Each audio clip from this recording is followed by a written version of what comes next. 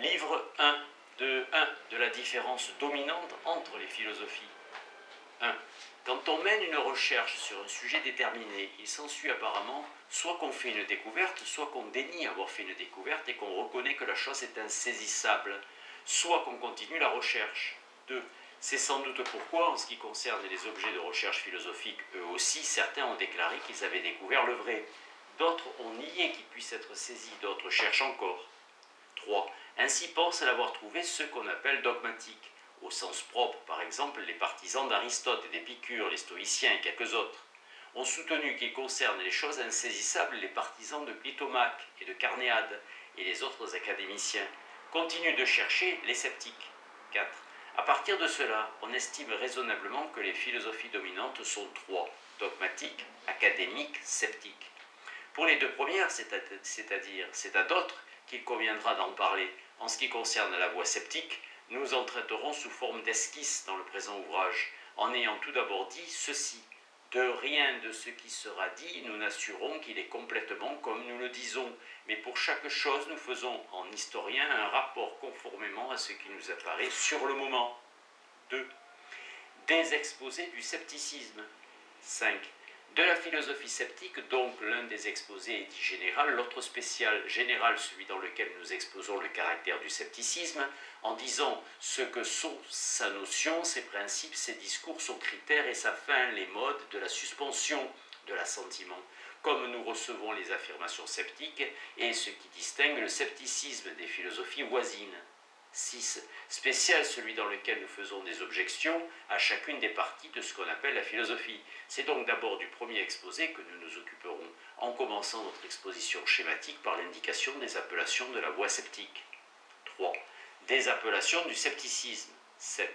Ainsi, la voie sceptique est appelée aussi chercheuse du fait de son activité concernant la recherche et l'examen, suspensive du fait de l'affect advenant à la suite de sa recherche chez celui qui examine, aporétique, soit, comme disent certains, du fait qu'à propos de tout, elle est dans l'aporie, et recherche soit du fait qu'elle est incapable de dire s'il faut donner son assentiment ou le refuser, pyrrhonienne du fait qu'il nous semble que Pyrrhon s'est approché du scepticisme d'une manière plus consistante et plus éclatante que ceux qui l'ont précédé. 4. Qu'est-ce que le scepticisme ? 8. Le scepticisme est la faculté de mettre face à face les choses qui apparaissent aussi bien que celles qui sont pensées, de quelque manière que ce soit, capacité par laquelle, du fait de la force égale qu'il y a dans les objets et les raisonnements opposés, nous arrivons d'abord à la suspension de l'assentiment et après cela à la tranquillité. 9. Nous l'appelons faculté non à un sens élaboré, mais simplement au sens d'avoir la faculté. Nous entendons désormais par choses qui apparaissent les choses sensibles. C'est pourquoi nous leur opposons les choses intelligibles. L'expression de quelque manière que ce soit peut être rattachée aussi bien à la faculté, si nous prenons le terme faculté simplement comme nous l'avons dit, qu'à mettre face à face les choses qui apparaissent aussi bien que celles qui sont pensées. En effet, puisque nous les opposons de manière variée, opposant soit des choses qui apparaissent à des choses qui apparaissent, soit des choses pensées à des choses pensées, soit les unes aux autres, de manière à embrasser toutes les oppositions. Nous disons de quelque manière que ce soit, ou de quelque manière que ce soit, peut être rattaché à les choses qui apparaissent aussi bien que celles qui sont pensées. Si nous ne recherchons pas comment apparaissent les choses qui apparaissent, ou comment sont pensées les choses qui sont pensées, mais si nous les prenons simplement. 10. Nous ne prenons pas raisonnement opposé dans tous les cas au sens de l'affirmation et de la négation, mais simplement dans le sens de raisonnement en conflit. Nous appelons force égale l'égalité selon la conviction et la non-conviction, de sorte qu'aucun des raisonnements en conflit n'ait préséance sur un autre, parce qu'il serait plus convaincant. La suspension de l'assentiment est l'arrêt de la pensée du fait duquel nous ne rejetons ni nous ne posons une chose. La tranquillité est l'absence continue de tourment et le calme de l'âme. Comme la tranquillité est entraînée par la suspension de l'assentiment, nous le suggérerons dans le chapitre sur la fin du scepticisme. 5. Du sceptique. 11. Et on a déjà potentiellement rendu compte de l'expression le philosophe pyrrhonien avec la notion de la voie sceptique. Il est en effet celui qui, à part, a cette faculté. 6. Des principes du scepticisme. 12. Nous disons que le principe causal du scepticisme est l'espoir d'obtenir la tranquillité. En effet, les hommes bien nés, troublés par l'irrégularité des choses et dans l'embarras à propos de celles auxquelles il leur fallait plutôt donner leur assentiment, en vinrent à rechercher ce qui est vrai et ce qui est faux dans les choses, pensant qu'ils obtiendraient la tranquillité par la distinction du vrai et du faux. Quant au principe par excellence de la construction sceptique, c'est qu'à tout argument s'oppose un argument égal. En effet, il nous semble que c'est à partir de cela que nous cessons de dogmatiser. 7. Si le sceptique dogmatise. 13. Nous disons que le sceptique ne dogmatise pas, non pas au sens de dogme, selon lequel plus communément certains disent qu'un dogme est le fait d'accepter une chose déterminée, car le sceptique donne son assentiment aux affects qui s'imposent à lui à travers une impression. Par exemple, il ne dira pas, alors qu'il a chaud ou qu'il a froid, il me semble que je n'ai pas chaud ou que je n'ai pas froid, mais au sens où certains disent qu'un dogme est l'assentiment à une chose déterminée parmi les choses obscures qui sont objets de recherche pour les sciences. Le pyrrhonien, en effet, ne donne son assentiment à aucune des choses obscures. 14. Et même dans le fait d'énoncer des expressions sceptiques à propos des choses obscures, comme le « en rien davantage » ou le « je ne définis rien » ou l'une des autres expressions dont nous parlerons plus bas, il ne dogmatise pas. En effet, celui qui dogmatise pose comme existante la chose à propos de laquelle il dogmatise, alors que le sceptique pose de telles expressions comme n'étant pas absolument existantes. Car il suppose que, de même que l'expression « tout est faux » énonce qu'elle-même avec toutes les autres choses est fausse et qu'il n'en est ainsi pour rien n'est vrai. De même, l'expression « en rien davantage » dit qu'elle-même avec toutes les autres choses n'est pas davantage ceci que cela, et c'est pourquoi elle se supprime elle-même avec tout le reste. Et nous disons la même chose des autres expressions sceptiques. 15. Bref, si celui qui dogmatise pose comme existant ce sur quoi il dogmatise, et que le sceptique énonce ces expressions de manière qu'elles portent elles-mêmes en puissance leurs propres limitations, on ne pourra pas dire qu'il dogmatise en les énonçant, mais l'essentiel est qu'en énonçant ces expressions, il dit ce qui lui apparaît à lui-même et rapporte son propre affect sans soutenir d'opinion, en n'assurant rien sur les objets extérieurs. 8. Si le sceptique appartient à une école. 16. Nous suivons le même chemin dans la question de savoir si le sceptique appartient à une école. Si l'on dit qu'une école est une inclination à suivre beaucoup de dogmes qui se suivent les uns les autres aussi bien qu'ils suivent les choses apparentes, et si l'on dit qu'un dogme est l'assentiment à quelque chose d'obscur, alors nous dirons que le sceptique n'appartient pas à une école. 17. Mais si l'on déclare qu'une école est la voie qui suit un raisonnement déterminé en accord avec l'apparence, ce raisonnement étant celui qui montre comment il semble possible de vivre correctement, nous prenons correctement non seulement au sens de selon la vertu, mais à un sens plus large, et qui tend à nous donner la possibilité de suspendre notre assentiment. Nous disons qu'il appartient à une école, car nous suivons un raisonnement déterminé qui nous montre en accord avec l'apparence comment vivre selon les coutumes traditionnelles, les lois, les modes de vie et nos affects propres. 9. Si le sceptique fait de la physique. 18. Nous disons aussi quelque chose de similaire quand on cherche à savoir si le sceptique doit faire de la physique. En effet, si c'est en vue de faire des assertions avec l'assurance sur l'un des points qui sont traités dogmatiquement selon la physique, nous ne faisons pas de physique. Mais si c'est en vue de poser en face de toute raison une raison égale et en vue de la tranquillité, nous touchons à la physique. C'est aussi de cette manière que nous parcourons la partie logique et la partie éthique de ce qu'on appelle la philosophie. 10. Si le sceptique rejette les choses apparentes. 19. Ceux qui désirent que les sceptiques rejettent les choses apparentes me semblent ne pas avoir écouté ce que nous disons. Ce qui nous conduit à l'assentiment sans que nous le voulions, conformément à une pression passive, nous ne le refusons pas, comme nous l'avons déjà dit plus haut. Or, c'est cela les choses apparentes. Mais quand nous cherchons si la réalité est telle qu'elle apparaît, nous accordons qu'elle apparaît, et notre recherche ne porte pas sur ce qui apparaît, mais sur ce qui est dit de ce qui apparaît. Or, cela est différent du fait de faire une recherche sur ce qui apparaît lui-même. 20. Par exemple, le miel nous apparaît avoir une action subissons cette action adoucissante, car nous subissons cette action adoucissante par nos sens. Mais de plus, s'il est doux, pour autant que cela découle de l'argument précédent, nous continuons de le chercher, c'est-à-dire nous n'avons pas d'opinion sur la question. Ce n'est pas la chose apparente, mais quelque chose qui est dit de la chose apparente. Si nous proposons des arguments directement contre des choses apparentes, nous ne proposons pas ces arguments dans l'intention de rejeter les choses apparentes, mais pour bien montrer la précipitation des dogmatiques, car si le raisonnement est trompeur au point qu'il s'en faille de peu qu'il ne dérobe même les choses apparentes sous nos yeux, combien ne faut-il pas se défier de lui dans le cas des choses obscures, pour que nous ne soyons pas entraînés par lui à nous précipiter. 11. Du critère du scepticisme. 21. Que nous nous attachions aux choses apparentes. C'est clair à partir de ce qui nous est dit concernant le critère de la voie sceptique.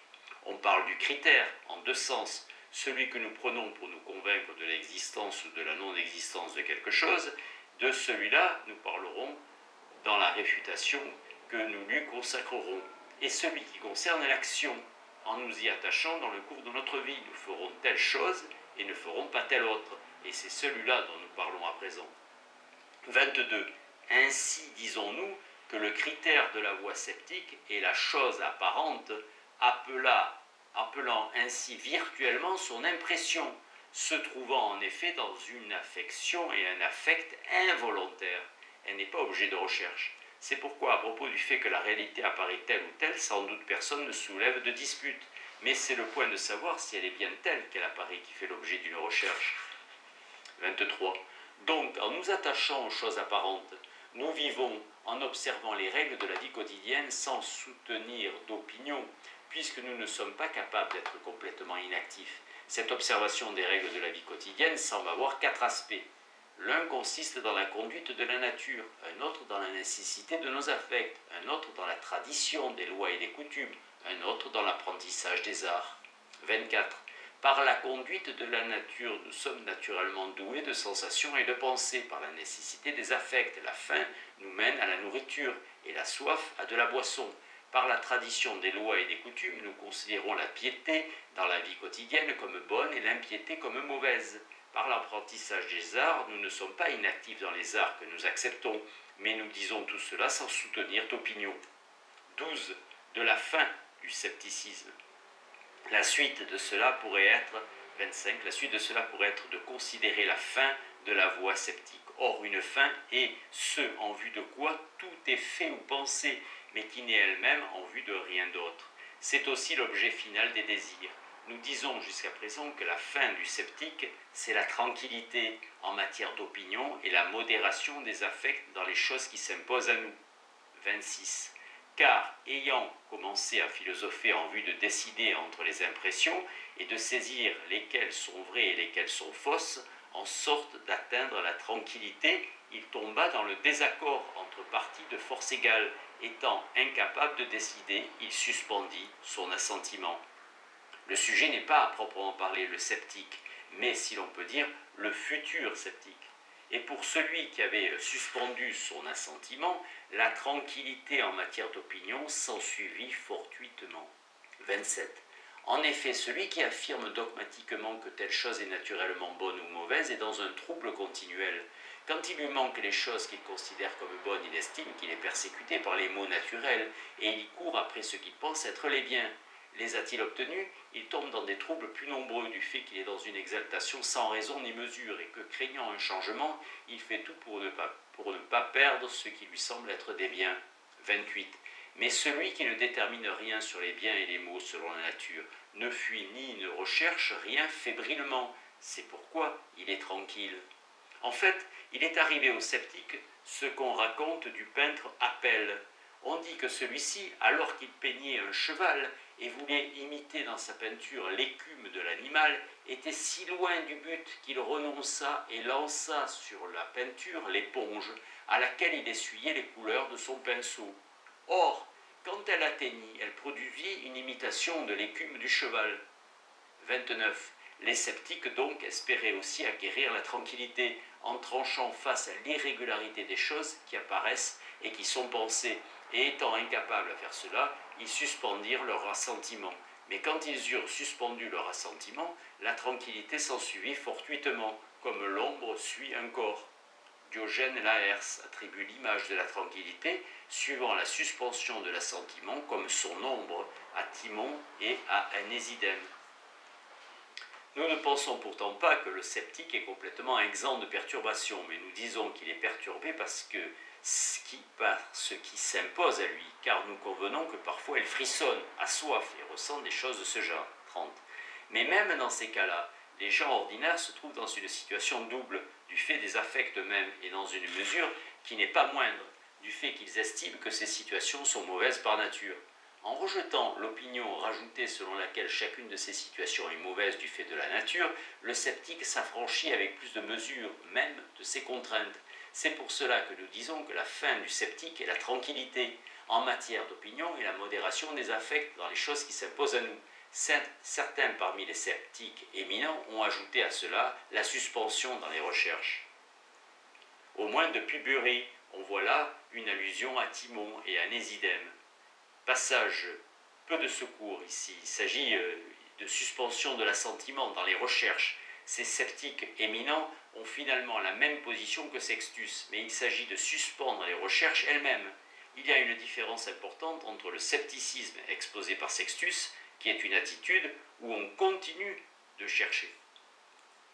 13. Des modes généraux du scepticisme. 31. Mais puisque nous disions que la tranquillité suit la suspension de l'assentiment sur toute chose, la suite pourrait être d'indiquer comment la suspension de l'assentiment se produit en nous.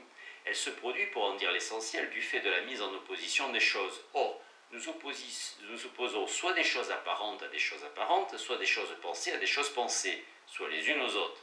32. Des choses apparentes à des choses apparentes, par exemple, quand nous disons « la même tour paraît ronde de loin et carrée de près ». Des choses pensées à des choses pensées, quand en réponse à celui qui établit l'existence de la providence à partir de l'ordre des corps célestes, nous opposons le fait que les bons sont souvent dans l'infortune et les méchants fortunés, et que de ce fait nous concluons qu'il n'y a pas de providence. 33. Des choses pensées à des choses apparentes, comme Anaxagore qui oppose au fait que la neige est blanche, que la neige est de l'eau gelée, que l'eau est noire, et donc que la neige, elle aussi, est noire. Dans un autre point de vue, nous opposons tantôt des choses présentes à des choses présentes, comme dans ce que nous venons de dire, tantôt des choses présentes à des choses passées ou futures. Par exemple, quand quelqu'un nous adresse un argument que nous ne pouvons résoudre. 34. Nous lui répondons, de même qu'avant la naissance du fondateur de l'école à laquelle on adhère, la doctrine de cette école n'apparaissait pas encore comme étant valide, et pourtant préexistait, pour ainsi dire, en nature. De même, il est aussi possible que la doctrine opposée à celle qui est actuellement proposée par toi préexiste, pour ainsi dire, en nature, mais ne nous soit pas encore manifeste, de sorte qu'il ne faut pas encore que nous donnions notre assentiment à ce qui nous apparaît maintenant comme un argument fort. 35. Afin que nous ayons une vue plus exacte de ces oppositions, je vais exposer les modes qui mènent à la suspension de l'assentiment, en ne donnant d'assurance ni sur leur nombre, ni sur leur force, car il est possible qu'ils soient de mauvais aloi, et qu'ils soient plus nombreux que ceux dont qu'il va être question. 14. Des 10 modes. 36. Les anciens sceptiques, Sextus attribue les 10 modes à Énésidème, et partage l'histoire du scepticisme en deux, les anciens sceptiques de Pyrrhon, à au moins Énésidème, les nouveaux qui sont venus après. Les anciens sceptiques donc transmettent des modes au nombre de 10, par lesquels, semble-t-il, on est conduit à la suspension de l'assentiment, qu'ils appellent aussi par les termes synonymes d'arguments et de type. Les voici. Le premier se fait d'après la variété des animaux, le deuxième d'après la différence entre les humains, le troisième d'après les différentes constitutions des organes des sens, le quatrième d'après les circonstances extérieures, le cinquième d'après les positions, les distances et les lieux, le sixième d'après les mélanges. 37. Le septième d'après la quantité et la constitution des objets, le huitième d'après le relatif, le neuvième d'après le caractère continu ou rare des rencontres, le dixième d'après les modes de vie, les coutumes, les lois, les croyances aux mythes et les suppositions dogmatiques. 38. Nous n'avons recours à cet ordre que conventionnellement. Au-dessus de ceci, il y a 3 modes. Celui d'après ce qui juge, celui d'après ce qui est jugé, celui qui vient des deux. Sous celui d'après ce qui juge tombent les 4 premiers, car ce qui juge est soit un animal, soit un humain, soit un sens, et il existe dans des circonstances déterminées. À celui de ce qui est jugé se ramène le 7e et le 10e. À celui qui est composé des deux se ramène le 5e, le 6e, le 8e et le 9e. 39. Ces 3 modes, c'est-à-dire celui d'après ce qui juge, celui d'après ce qui est jugé et celui qui vient des deux. Ces 3 modes, à leur tour, se ramènent à celui du relatif, de sorte que le relatif est le genre le plus haut, dont les 3 nommés sont des espèces, auxquelles sont subordonnés les 10. Voilà ce que nous avons à en dire sur leur quantité en restant dans le domaine du plausible. Voici ce qu'il en est de leur force. 40. Le premier, disons-nous, est l'argument selon lequel, du fait de la différence entre les animaux, les mêmes impressions ne leur viennent pas des mêmes choses. Nous inférons cela à la fois de la différence qu'il y a dans la génération de ces animaux et de la variation dans la composition de leur corps.